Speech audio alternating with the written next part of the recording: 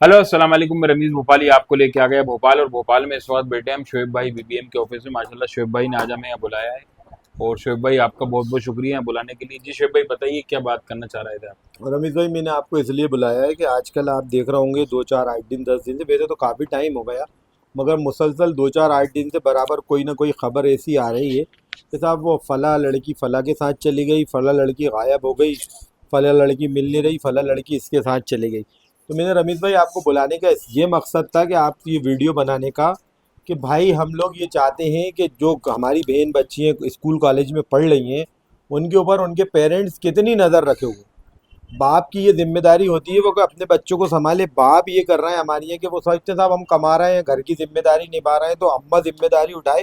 तो खाली अम्मा की जिम्मेदारी नहीं है कि अम्मा ही बच्चों पे नज़र रखे, बाप की भी जिम्मेदारी है कि प्रॉपर अपने बच्चों को टाइम दे और फ्रेंडली एक नेचर ऐसा घर में बनाए अपने बच्चों का कि अपने बच्चे जो अपनी माँ बाप और अपनी माँ से और अपने बाप से अपनी सारी चीज़ें शेयर करें, ताकि उन्हें पता चले। अब मसला क्या होता है, घर के अंदर इतना स्टिक माहौल होता है कि साहब वो हमारे अब्बा से कोई बात नहीं कर सकते, हमारी अम्मा उन्हें रोक देती हैं कि साहब आप अब्बा से ऐसा मत कुछ कहना। जब घर में मशवरे नहीं करेंगी अपने बच्चे और बाहर जाके मशवरे करेंगे तो बाहर वाले गलत ही मशवरे देंगे। तो जब बाहर वाले गलत मशवरे देंगे तो बच्चे गलत कदम उठाएंगे, जिसका नतीजा हम आप आजकल देख रहे हैं। मेरा कहना ये है, सबसे हम बार बार एक प्रोग्राम करते हैं, उसके अंदर भी अवेयरनेस में चलाते हैं कि हमारे बच्चे मोबाइल यूज़ कर रहे हैं, हमारे घर वालों ने एक एक 1.5 1.5 लाख रुपए के फ़ोन दिला के रखे। उनको यही पता नहीं रहता कि हमारा बच्चा ये मोबाइल तो यूज़ कर ही रहा है, इसके अलावा भी एक और मोबाइल उसके पास है जिसकी खबर घर वालों को नहीं होती। हमारा कहने का मकसद ये है कि घर की जो हमारी बहन बेटी है उनके मोबाइल के अंदर लॉक क्यों लगा हुआ है, ऐसी क्या चीज़ है तुम जो छुपा रही हो, जो तुम फिंगर लॉक लगा के रख रही हो, पैटर्न लॉक लगा के रख रही हो, वो लॉक क्यों है। इसके लिए माँ बाप को जिम्मेदार होना पड़ेगा। उनको ये पूछना पड़ेगा, हमारे बच्चों के मोबाइल चेक करना पड़ेंगे कि वो लॉक लगा के क्यों रख रहे हैं, किससे बात कर रहे हैं, किससे बात नहीं कर रहा है, फ्रेंड सर्कल क्या है क्या नहीं है। एक तो अमूमन सबको ही लगता था वो हमारे घर का बहुत फ्रैंक माहौल है, हमारी लड़की ऐसी नहीं है रमेश भाई। हमारे तो वो दोस्त थे, हमारे वो यार हैं, हमारे वो बहुत भाई हैं। बाद में वही दोस्त यार भाई वही गुल खिलाते हैं, बाद में काइंड सामने आते हैं, फिर रोते हैं पछताते हैं कि साहब ऐसा हो गया वैसा हो गया, हमारी लड़की इतने दिन से आ नहीं रही है, आप उसको ढूंढने में हमारी मदद कराइए, ये पोस्ट वायरल कर दिए। अभी की बता रहा हूँ मैं आपको, 2 4 8 दिन में आप जिस थाने में जाके उठाओगे ना, उस थाने के अंदर एक गुमशुदगी की रिपोर्ट डली हुई मिलेगी कि फला फला लड़की इतने दिन से गायब है। और मैं ये सारी लड़कियों की बात कर रहा हूँ, मैं किसी पर्टिकुलर एक मुसलमान लड़कियों की बात नहीं कर रहा कि मुसलमान लड़की या हिंदू लड़की, लड़की लड़की है, बहन है हमारी, कोई भी समाज की हो। और ये भी अच्छे से समझ ले लोग कि जो उनके साथ गलत कर रहे हैं, कोई भी हो वो किसी भी समाज के हो, उनको सज़ा मिलना चाहिए। तब तक ये नहीं रुकेगा, मगर देखने में ये आता है कि एक ही जगह पर्टिकुलर सज़ा दी जाती है, एक जगह थोड़ा सॉफ्ट कॉर्नर रखा जाता है।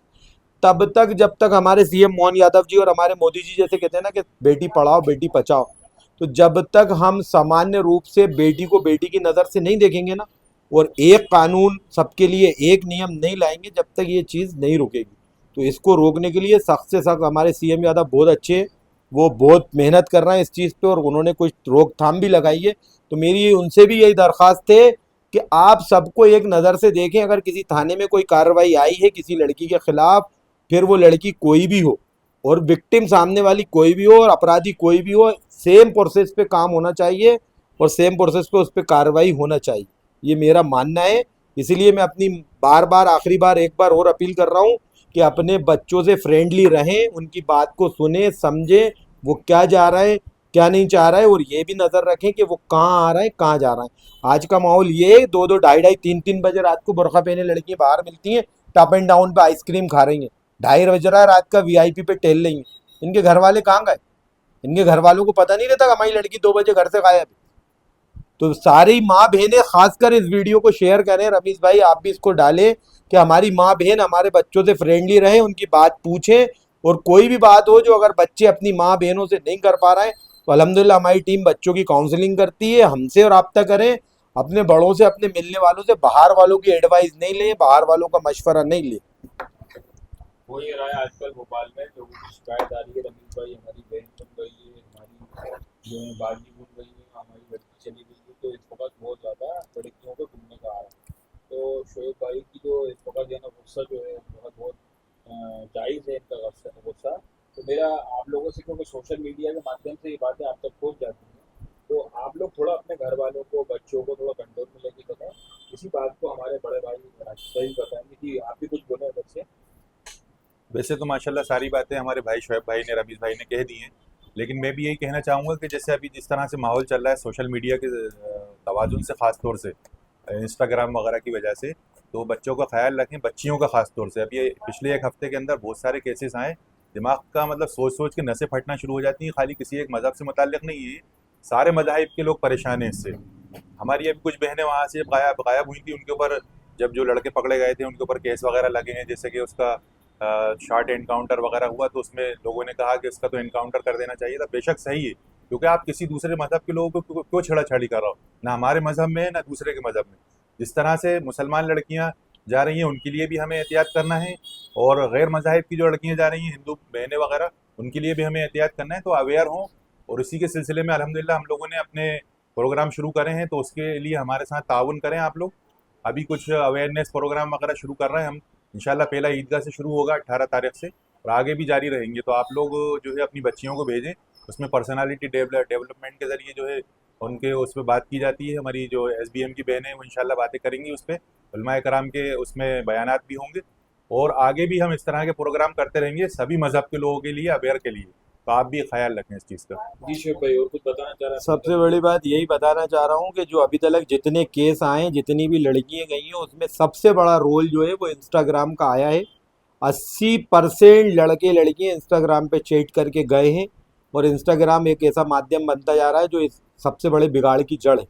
तो सबसे पहले तो अपने को इंस्टाग्राम चलाना सुन्नत फ़र्ज नहीं है। अपनी लड़कियों से कहते हैं कि इंस्टाग्राम को अपने उससे अनइंस्टॉल कर दें। और अगर वो चला रहे हैं बाई चांस, कुछ वैसे तो कोई काम होता ही नहीं है इंस्टा पे, मगर फिर भी अपने मोबाइल में आईडी बना के अपनी मोबाइल ने पहले तो दे ही नहीं। हमें सबसे ज़्यादा नज़र रखने की ज़रूरत है हमारे बच्चों की सोशल मीडिया के यूज़ की, क्योंकि सोशल मीडिया वो आपको दिखाते कुछ है, वर्क फ्रॉम होम कर रहे हैं, पढ़ रहे हैं, लैपटॉप चला रहे हैं। अब आपको नहीं मालूम कि वो लैपटॉप में रात में नाइट शिफ्ट में वर्क फ्रॉम होम की आड़ में क्या क्या कर रहे हैं। तो सारी सारी चीज़ों पे नज़र रखें, अवेयर हो। बाद में भुगतने से अच्छा है कि पहले थोड़ी सी कड़ी नज़र रखें। और ऐसी पढ़ाई और ऐसी लिखाई और ऐसी ग्रेजुएशन मेरी नज़र में किसी काम की नहीं है जिसमें हमारे बच्चे ही हमारे नहीं बचे, क्योंकि बच्चे पढ़ाई के नाम पे, कोचिंग के नाम पे घर से बाहर जा रहे हैं, फिर वो क्या क्या कर रहे हैं आप सबको मालूम। तो बस इस बात का ख्याल रखें और सारे साथी अवेयर रहें। चलिए मिलते हैं ब्रेक के बाद। इसको सोशल मीडिया पे दबा के वायरल करिए, कमेंट करिए, लाइक करिए, और बेतुके कमेंट मत करिए। चलिए मिलते हैं ब्रेक के बाद। जैसा